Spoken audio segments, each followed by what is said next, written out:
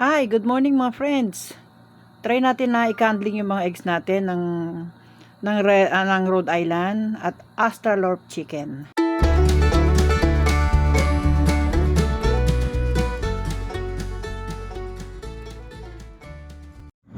Ito na yung mga eggs natin. Ayan, yung ating in-incubate. Ngayon, try natin siyang i-candling. Ito yung mga itlog ng Rhode Island Red and the Australorp, Black Australorp. Yan. Yan po, bago natin i-candling. Meron na pong 10 days yan. Ayan. Yes. Start tayo Start mag-candling. Yan.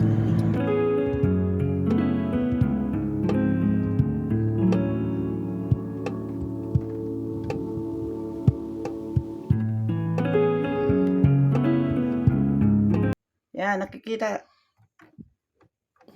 Alisin agad ah. Ito friends, yan. Basta ganyang clear. Wala pong laman. Yan. Ito na guys. Dito natin ilalagay yung ating mga walang laman or similya. Yan.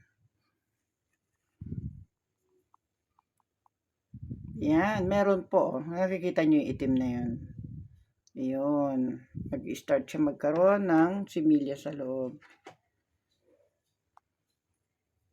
Ayan, katulad nito. Ayan, ang linaw, 'di ba? Meron po. Ayun.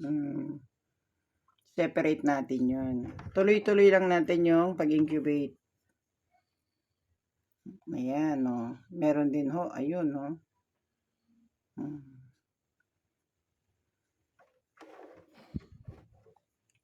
Buhay kaya yun, guys? Ito, wala. Yan. Dito siya.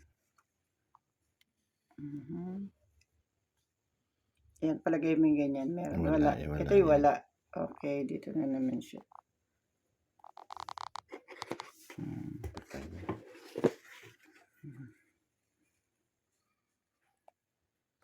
Ito buhay na buhay. Oh.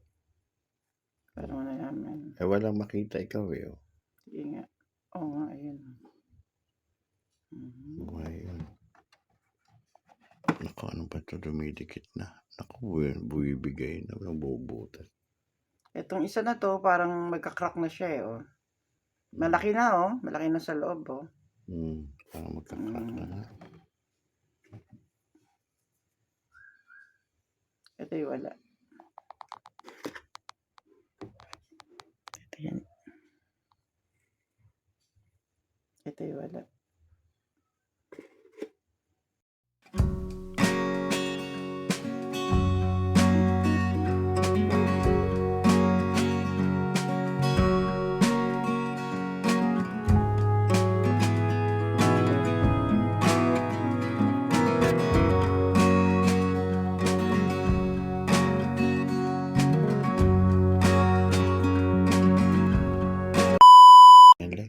Na.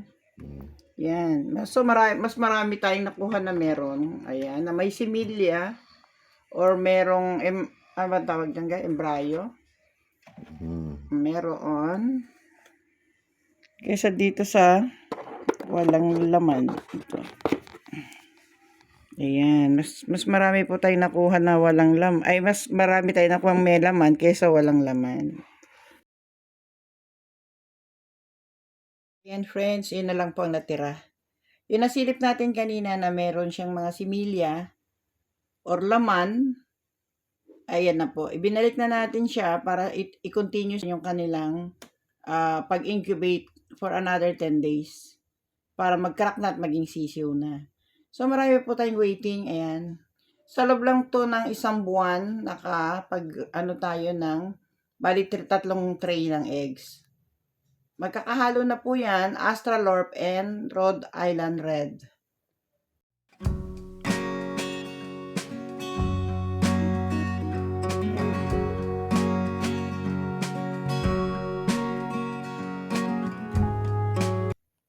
$37.5 nag-off na po siya. Yan, 37.5, magre-reduce na siya. Pag nag-37.0 na siya, mag-o-on na naman ng kanyang lights. Yan. So, start na po tayo niyan, friends.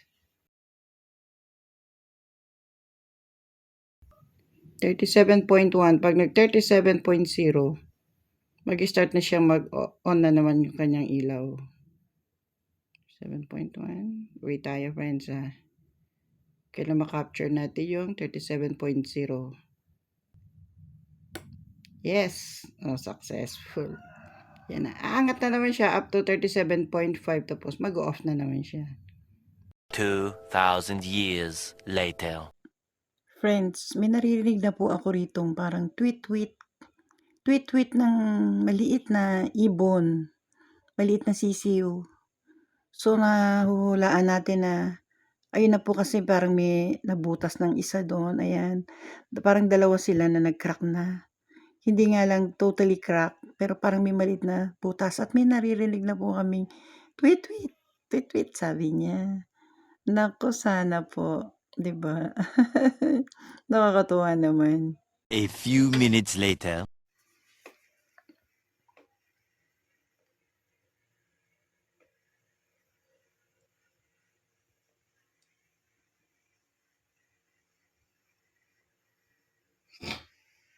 "2,000 years later."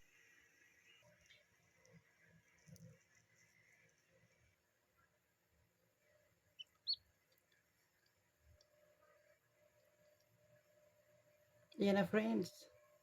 Nag-start na siyang matanggal dun sa kanyang shell. Ayan. Yan na po. Kaso iisa pa lang itong ating nakitang ganito. Ayan siya. Oh. Nakita niyo po, diba? Humihinga na siya sa loob. So, to follow na to. Itong isa. At yung the rest. Sana po lahat yan mapisa. Ang galing na friends.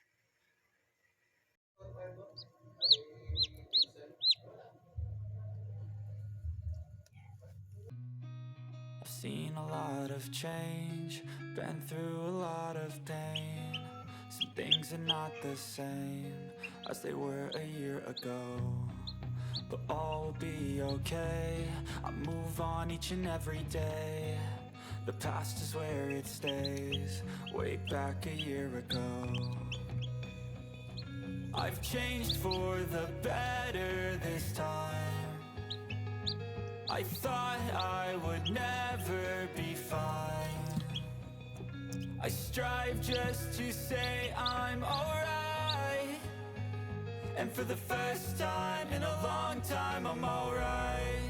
I've seen a lot of change, been through a lot of pain. Some things are not the same as they were a year ago. Alright, friends. Anyway, this is Langs TV.